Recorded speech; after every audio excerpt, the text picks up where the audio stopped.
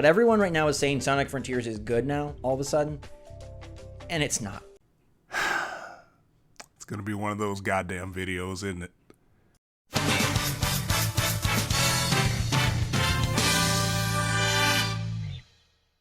A new Gamescom trailer came out, a new Gamescom demo, and this game is still a disparate bunch of ideas thrown at an empty, open environment, open zone, and it has no clue what it's doing. My dude, the game's not out yet. You don't have enough information to say that they didn't know what they were doing or they did know what they were doing yet, because all we've seen is previews. And based on those previews, for the most part, everything looks pretty coherent, looks solid. I mean, if you're not excited for the game, that's cool, but let's not be disingenuous and say that the game's bad without having played the game. Despite having a template laid out before it to exactly replicate, and they refused to do it. Oh yeah, a little game called Mario Bowser's Fury came out, and that is exactly what Sonic Frontier should be. A dense experience with land to cover, but challenges galore, enemies awesome, and a overall fightable character that radiates throughout the experience and is a foe that you know and feels good. Definitely an opinion there, but I gotta ask, why would Sonic copy the Mario format? Because when Lost World came out, I succinctly remember people saying they didn't like it because it copied the Mario format. So now you want him to go back to that when they actually try something new with the open world format? Granted, it has been a while since I've played Bowser's Fury, but I'm pretty sure a more apt comparison would have been Odyssey, as that game is closer to like the open zone experience because you go to a planet and do shit in an open field. But 3D Land is a traditional platformer, just like Bowser's Fury was. It's just DLC. It's not a whole new game. And I'm going to make the assumption that based off of your channel content and your name, you're not too well versed in Sonic, but a lot of the issues that have been going on in the community is people are tired of the reuse of things. So having an enemy that we're familiar with, or a big bad that we're familiar with, isn't that much of a factor to us as it is to Mario. Because I mean, Bowser's been the villain in some capacity in every single game. And I mean, you know, that's cool or whatever. That's the story that they're trying to tell. But, you know, I got to give credit where credit's due. Sonic Team has given us multiple bosses or multiple main villains ever since, like, what, Unleashed or 06, really? After they stopped just putting Eggman as the main villain. He's there, but, you know. I also love the fact that you aren't watching the trailers that you're watching because you said land to cover when there are 5 open world islands.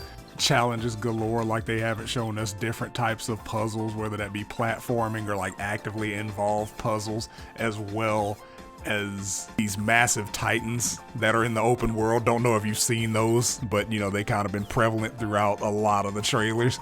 I don't know why you're praising Bowser's Fury for having these quote-unquote challenges but expecting neurosurgery level difficulty from Sonic Frontiers. It's kind of unfair, isn't it? A game that is tried and true, but tries something new. Tried and true, but tries something new. You surely don't mean taking one of the most iconic video game characters whose games are traditionally 2D or 3D platformers and putting him into the open world, right? What are we doing here? What are we actually complaining about here, man? Jesus Christ. Because at this point, it just sounds like we're bitching that Sonic Frontiers isn't Bowser's Fury. And that's kind of the fucking point.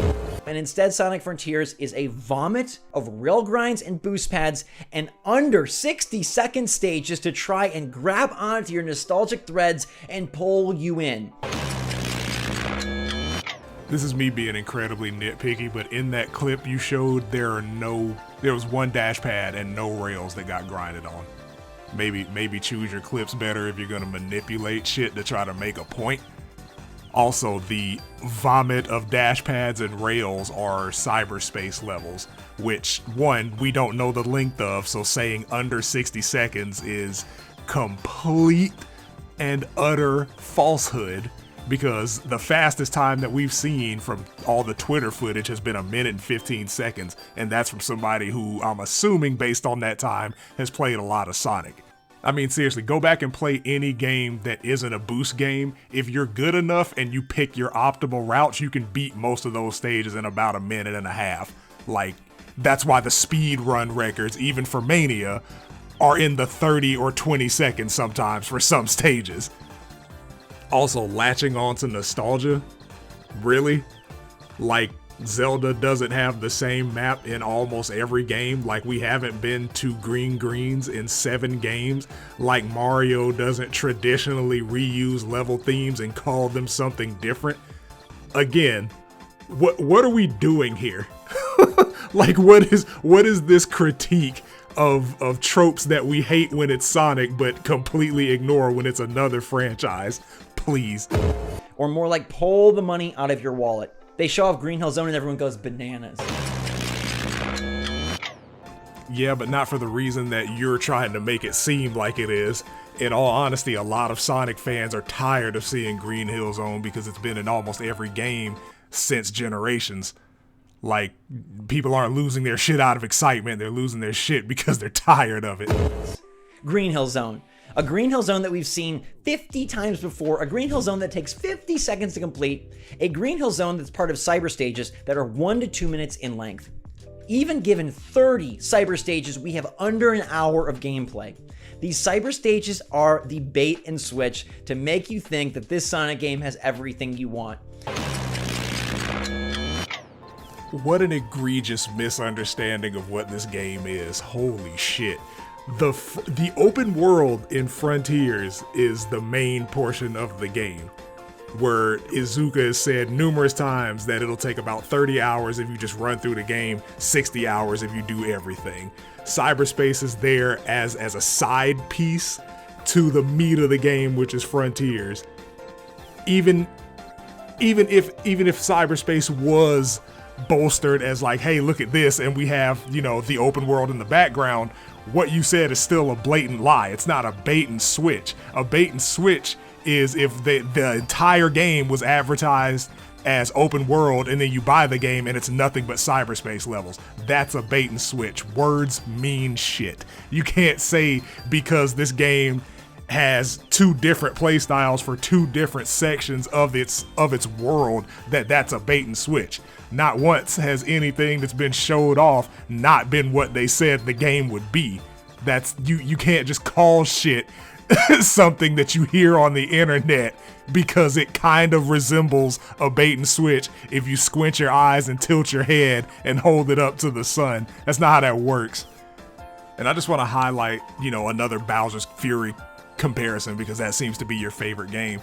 The current world record, according to speedrun.com, is 1 hour, 26 minutes, 43 seconds. The longest playthrough of the game that I found on YouTube, the longest one, is 2 hours and 25 minutes. And that's somebody who I'm assuming isn't doing a speed run, obviously, because it's 2 hours. But the fastest run of that entire game is 1 hour 26. And you're complaining about a portion of Frontiers being 1 hour of complimentary gameplay to the full open world experience, which is, at Izuka's estimation, 30 hours. Okay. Yeah, so I had to come back and edit this in post. I was just looking at the time for 3D World by itself. The fastest completion time, according to speedrun.com, is by a runner named Nin Tanner, who beat Bowser's Fury in 26 minutes and 9 seconds. So less than half an hour for DLC that you paid for.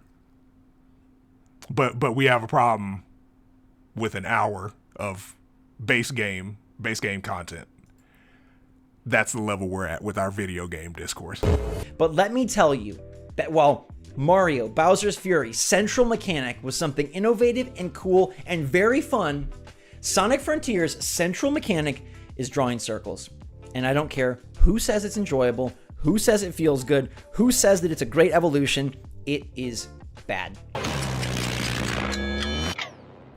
Okay, do you care to explain to us what Bowser's Fury's core mechanic is?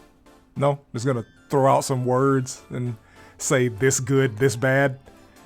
Alright, cool. So, a little bit of homework. For one, write down what Bowser's Fury's core mechanic is versus 3D World and how they're different.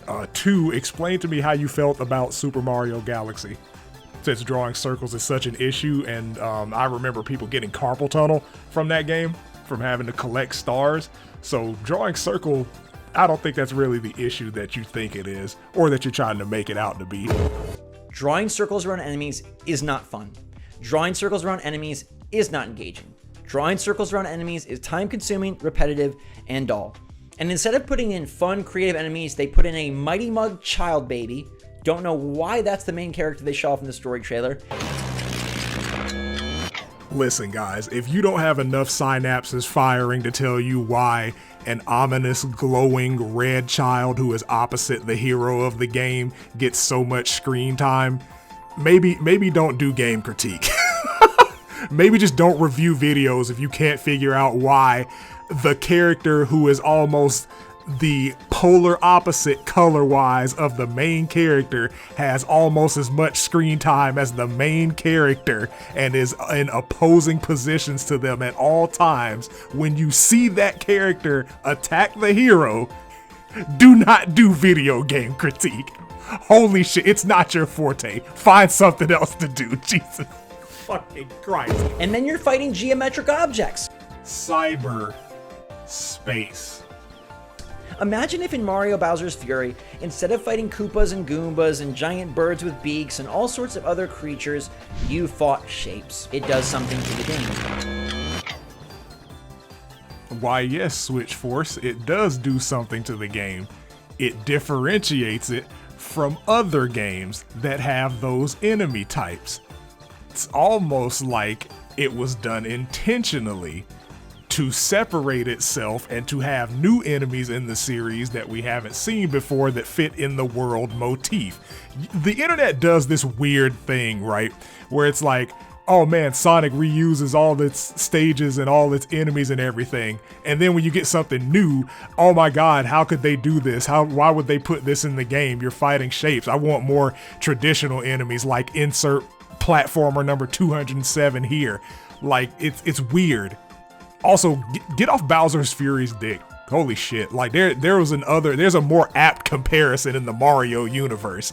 There are two, actually, Galaxy and Odyssey. If you want to compare Frontiers to something that's similar to open world with Mario, those would be the two games to do it, not Bowser's Fury, the DLC to 3D Land, a game that a large portion of the fan base considers a pretty middling entry in the franchise.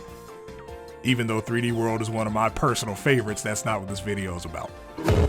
It destroys the integrity, and it destroys the engagement, and it destroys the immersiveness. I don't understand what people are saying they see in Sonic, because this is the same Sonic Frontiers that I saw in person in Los Angeles, and this is the same Sonic Frontiers I saw shown off by IGN when it looked like a disaster. And yes, I see we've taken a straight up dishonesty now. The build you played in LA was an early alpha build. The build that was at Gamescom is a completely new build that people have gotten further in than they could in the LA build. Like, why lie? There's no need to lie to make your point, man. It's not that deep. And yes, they did throw together a nice quick cut trailer that indicated other environments, but those environments are still a random smorgasbord of grind rails and boost pads thrown aimlessly around, with the central mechanic being go around. Mans is upset that the core concept of an open world game is to go around and explore the open world.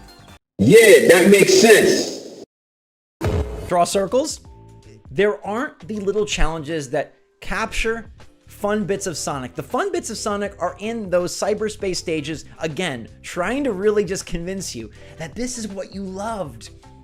It is a absolute joke that Sonic Frontiers comes out the day before God of War Ragnarok. Those two games could not be farther apart in terms of foresight and thought and quality.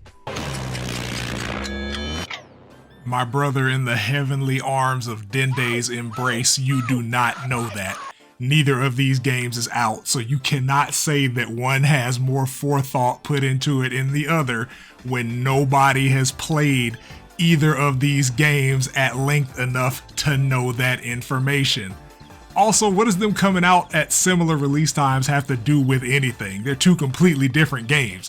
You're like those people that complain about hot tub and booby streamers. The people that are there for that are gonna be there regardless of the other content. Just like the people who were gonna buy God of War were gonna buy God of War regardless. The people who were gonna buy Frontiers were gonna buy it regardless. And if you're like me and you have money and you enjoy games, you're gonna get both of them. Who cares? Like that, it's such a non-point. I would love to be wrong. Judging by the most recent feedback from Gamescom, you're already there. I would love for Sonic Frontiers to have a second world that just blows us away, but even in the Gamescom trailer, you can pause and see that this game is running the same open zone style. Just like every other open world game out there has one consistent playstyle throughout. Like, I don't get it. Y'all claim Legend of Zelda Breath of the Wild was the best open world game ever, and like, you literally have one playstyle in that game. Also, a couple of minutes ago, you literally just said the cyberspace levels were different from the open zone format, but also not unenjoyable. So you have two playstyles in this game that you've already acknowledged multiple times, and you're asking for the game to have two playstyles. Open world and platforming are two different genres of game. What are you asking for? Like, what are you asking for from this game that gives you what you're asking for that you didn't ask for any other open world game? Because Horizon and Breath of the Wild have gotten nothing but accolades, and they weren't required to have another playstyle in conjunction to their open world format. So why do we expect that from Sonic? Why do we treat one open world game that is doing what you said it should do different from every other open world game that doesn't? Why? I need somebody in the comments to give me a full description. Use the character limit up and explain to me why Sonic has to do that, but no other platform or no other open world franchise has to. They have to now convince themselves that it's pretty good before they fork over their $60, $70. It's a lot of money. And it's a lot of time and effort that went into making that money, and you gotta justify it to yourself. I